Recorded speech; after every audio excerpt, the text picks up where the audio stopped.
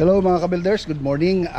After 2 years, yung aming 2 years na inquire ni Sir, ngayon nag-meet na po kami.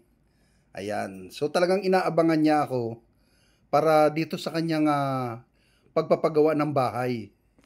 So mga kabuilders, nagpapasalamat ako. Ayan po si Ma'am. At ito nga po pala si Sir. Ayan. Kararating lang po niya, galing po ng ibang bansa.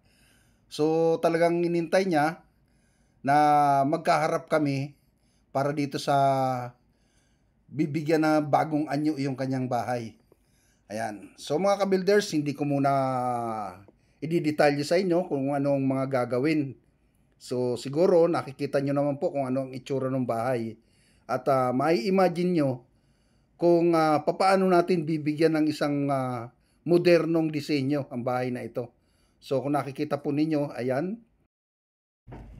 Yan po yung area kung saan yung dining ay ilalagay. Okay, mga ka-builders. So isipin nyo na lang o imagine niyo na lang kung paano ko bibigyan ito ng twist. Okay?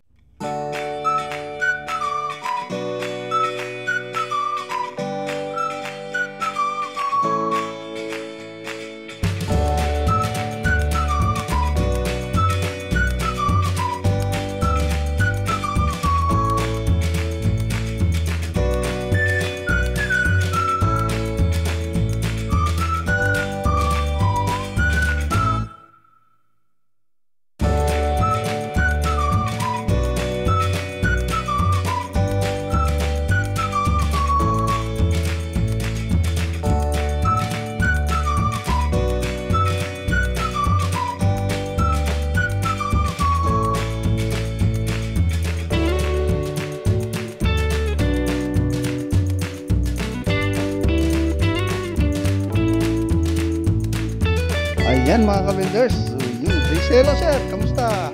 Ayan. So ngayon mga ka-builders, itong araw na ito ay final na pag-uusap namin ni sir tungkol nga po dito sa kanyang house renovation. So mga ka-builders, medyo pinagpapawisan kami ni sir dahil mainit. So yun na nga po mga ka-builders, ito yung itsura ng bahay niya. Kung nakikita po ninyo yan, yung may gurit na gulit. Yan po yung ating i-renovate.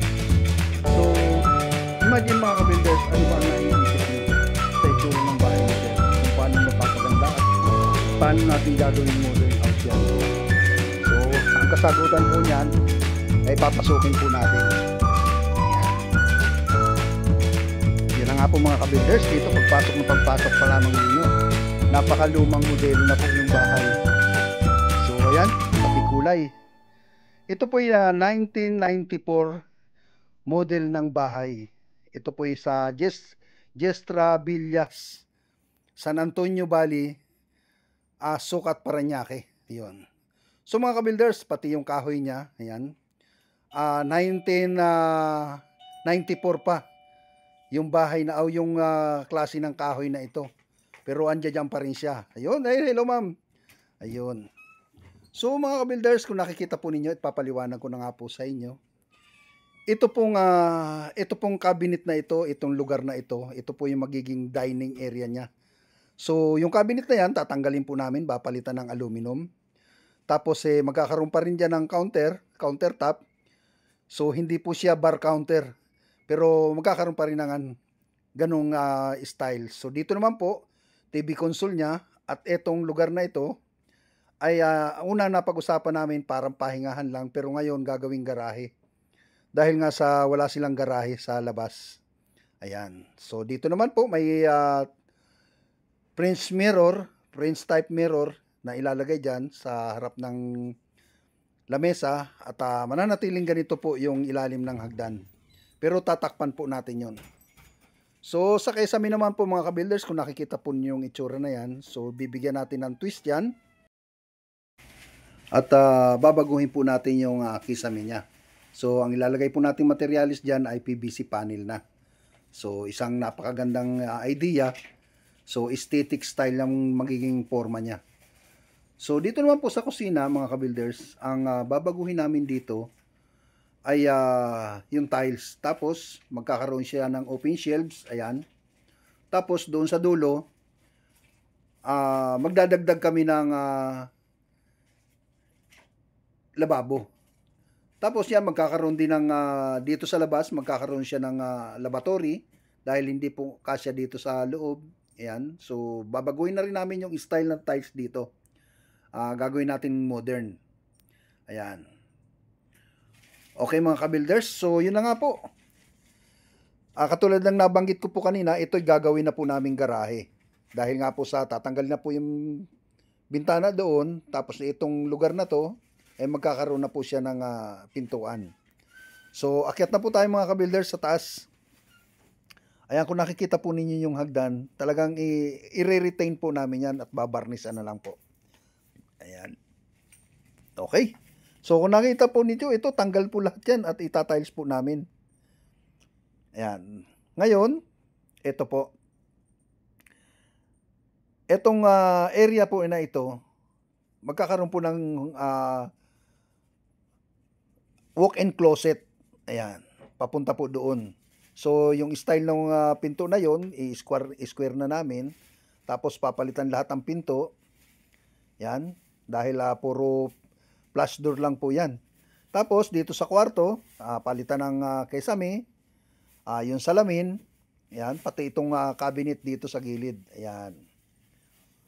So, ngayon, doon sa labas naman po mga ka-builders, laundry area po yon. Magkakaroon doon ng isang lababo, para po kung sakasakali maghuhugas o maglilinis doon, mayroon po siyang lababo. Ayan, yung kesame, PVC panel na rin po. Tapos yung mga hamba nito, ayan, dahil medyo may kalumaan na at hindi natin alam kung may anay. So, kailangan pa ito anay treatment pa po namin. So, i-check po muna namin dahil babaklasin po namin talagang lahat yan.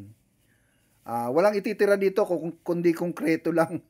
Ayan, so maging dito po sa CR. Kung nakita po ninyo ang itsura ng tiles niya, talagang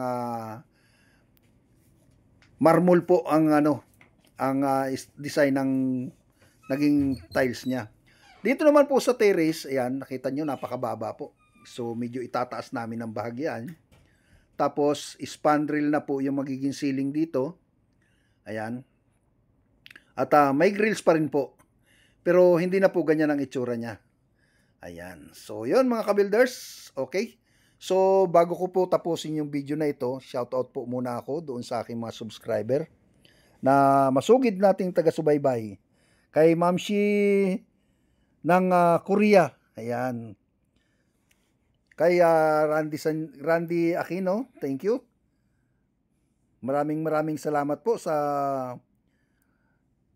ating subscriber. Ayan.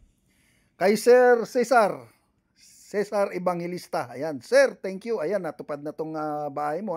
Almost 2 years ng paghihintay mo. Tapos ngayon magpipirmahan na tayo ng kontrata para lang dito. Ayan. Kay paring Eddie, Ray. Pare, ingat ka dyan sa UK. Ayan. Thank you very much. Okay, ito na nga po yung itsura ng bahay ni Sir na ginawa kong moderno. So, magkakaroon na kayo ng idea. Ayan, ito siya. Ako lang po ang nag-design yan. Hindi naman ako engineer, hindi naman po ako architect. Pero draftsman po ako. Okay? At ito na nga po, nagkaroon kami ng pirmahan. Dahil sa nagustuhan ni Sir yung ating design, nagkaroon kami ng pirmahan. Ayan. Okay, Sir. Maraming salamat. At sana'y nagustuhan mo yung disenyo ko. Ayan. Okay, thank you. Ito na nga po yung kontrata namin.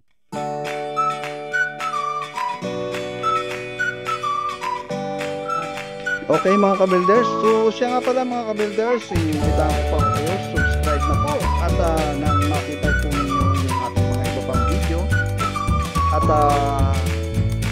ihikayat po kayo na i-like nyo po yung ating video para kahit paano po makita po ng iba at magkaroon sila ng idea rin para sa pagpapagawa ng bahay. Kahit na anong itsura ng bahay niya, gagawin natin modern na po yan. Please like, subscribe at hit nyo na rin po yung notification bell para lagi kayong updated sa ating mga video. maraming salamat po sa inyong lahat. Okay mga ka-builders, so hanggang sa susunod po, kita-kita na lang po tayo sa update ng project na ito. Thank you very much po.